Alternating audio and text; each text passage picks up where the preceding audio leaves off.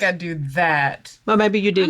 Maybe I did. I say maybe I did. Not now. I don't think I ever did opinions, but I do think like the personality and preferences, I was like, well, I could deal with this. I could put up with this. Yeah. You know, like that way. So yeah, that's the chameleon. So we have the strong one, the chameleon. The comedian uses humor, sarcasm, or jokes to deflect pain, fear, or vulnerability. And if you see any comedians and you look behind there, it's always there. They are kind of doing that. I agree with that. They are doing that. They're always there. I think comedians, like to be a comedian, I think you have to have quite an interesting life, but sometimes, you know, maybe a lot of pain and fear and things in that life. They have had a rough interesting. time. Yeah.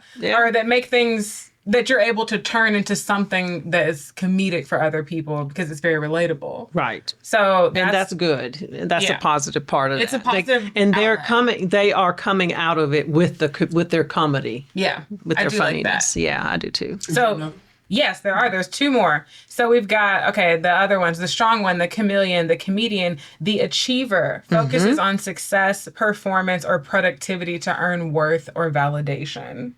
And you'll see a lot of people who will do that. They are very successful, but they are definitely being pushed by the fear of failing. Yeah. Yeah, they're way motivated, they call it. Yeah. Like, I don't want to fail, so they keep just going, because they don't want to get back to where they were way motivated. Right. Have you heard that? I've heard that. Actually, I of all the things we've talked about, I most identify with that. I have traits of that in me. Reminds me of a story. I didn't know I was going to tell a story. I would have reread it to familiarize myself with it. But basically, the gist of the story is this.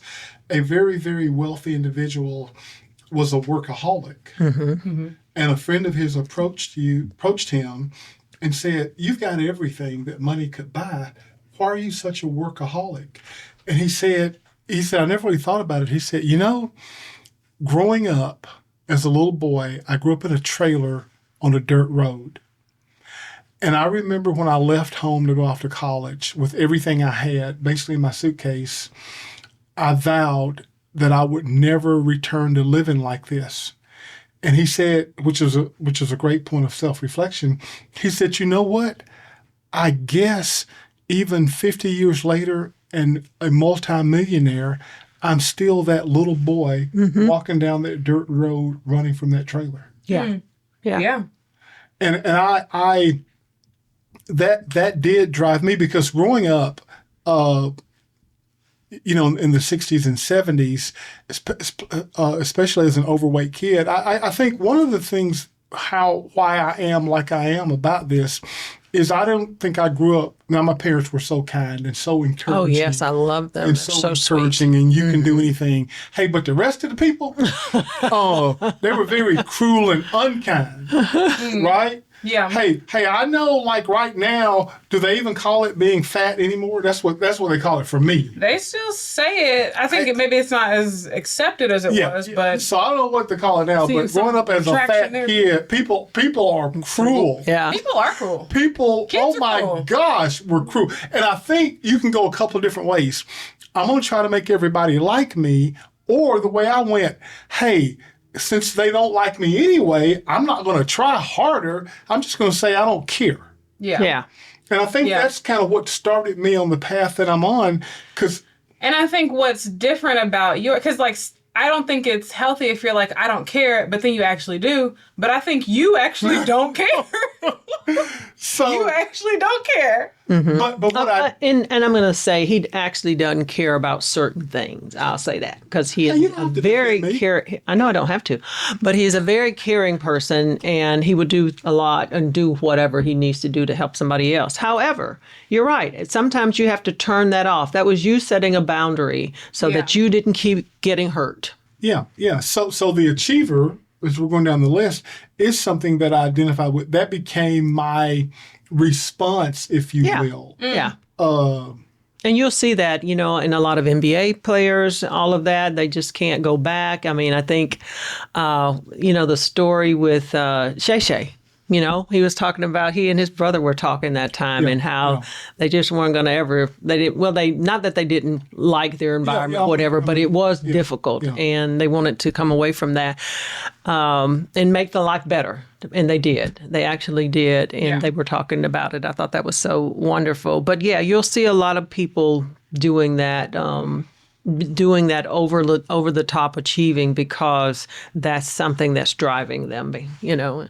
Okay. What's the next one? So the last one. Yeah. So, okay, we've given 8 total, right? So 8 total types of pretenders: the peacekeeper, the performer, the rescuer, the strong one, the chameleon, the comedian, the achiever, and the last one is the victim. So they play helplessness, avoid responsibility, emphasize how badly they've been treated. I don't know if he was pretending, but I think this was the guy that I just broke up with, that I was dating, and that I just broke up with. It was like there was always something. Like, it was all, again, that's probably not him pretending, but it was always a reason why something happened. There was no responsibility, like no accountability for his actions. It's like, well, I'm just having a hard time adjusting, or I'm just this happened, or hey, I had to work, or this and that. You're right. And all those things are true, but they don't change that you need to be accountable for how these things made me feel. Your lack of action, right? In certain areas, other areas. And it's so easy just to take responsibility to say, you know, I just didn't want to do this, or I don't like that, or just be real. That would help. But people avoid they want to conflict. play. Going back to the first one, the performer, or the peacekeeper. Avoiding conflict. Yeah. Hey, by the way, while we circle back to that, let me just share something about avoiding conflict, just in case anybody's thinking, hey, Jim, who wouldn't want to avoid conflict? You know, in our book, our chapter on conflict, we actually call it Caring Enough to Embrace Conflict. Yes. Now, I don't like conflict any more than anybody else, but you know what I really like? I like getting things settled once and for all. So I've adopted the approach that, as painful as it is now, you've heard that people are going to deal with 2 pains. The pain of regret, or the pain of saying, what is it? The pain of saying this? I don't know. You tell me. So I've actually went blank. There's a couple of them. It's the pain of discipline, Okay. or the pain of regret. Okay. So when I come to that approach in a relationship, I'm going to deal with the pain of thinking I'm avoiding conflict, but actually it's only delaying an inevitable that's probably going to be bigger than it would have been had it been dealt with right now. So, and I see that all the time, especially with guys I work. I've had guys say to me, hey, Joe, not his real name, back to them telling me stuff that they don't tell their own spouses, right? Why don't you say this? I mean, why don't you have the conversation with your wife about this? Hey, Jim, I think it's going to cause so much conflict. And I've had several guys say this to me. I don't want to end up not married. Wow. I literally, this is a true story. I don't want to end up not married, so I don't say certain things because, in their mind, because I'm saving my marriage. But then to something else that you say, Dad says, who wants to be married and miserable? So now they're miserable because they feel like they can't say something. These guys I'm thinking about are actually miserable. I guess there's some resentment that being built there. Okay. Yeah. So and then it's also breaking the trust between them. Well, here's the thing I would say about not being miserable. You know what gets in the way of people having a great marriage? Yeah, you've told us that many times. Yeah. Exactly. You've said that many times. A good marriage is the enemy of a great marriage. Hey, Jim Collins said that in his book, Good to Great, one of my favorite books, by the way. But No, continue. But yeah, so I think these people are thinking my marriage is not that bad, or my marriage might not even be bad at all. But the thing about us is what we wanted was a great marriage, like a miraculous marriage, not just a good marriage. A Super Bowl marriage. Thank you, a Super Bowl marriage. So when I said to Teresa, hey, we need to go to the marriage conference, by all accounts, our marriage was good, but I didn't ever sign up for a good marriage. Yeah. Well, I'm going to go back to, I guess, conflict and confronting a partner. I want you to think of it as, I'm confronting this person to help them. I'm not trying to hurt you. My ultimate goal is to help you. So I have to say this so that we can continue to grow in our relationship, and I can let you know this. Get it off my heart.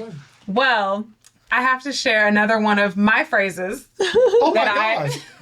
that I say often. Hey, it's Marriage with Jim and Teresa. I didn't know you had any phrases to share. Hey, I have quite a few. You're not the only one who reads books and develops phrases that they like.